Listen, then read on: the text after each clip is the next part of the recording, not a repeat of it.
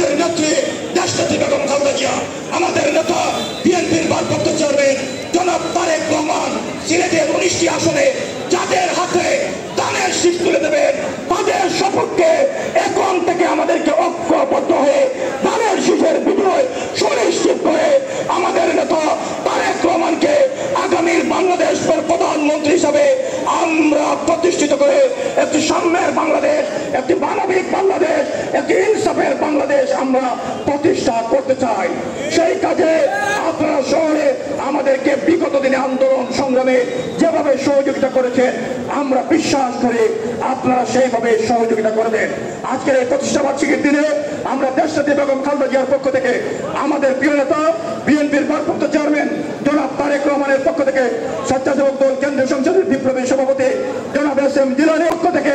আজকে অভিনন্দন জানাচ্ছি, শুভেচ্ছা জানাচ্ছি।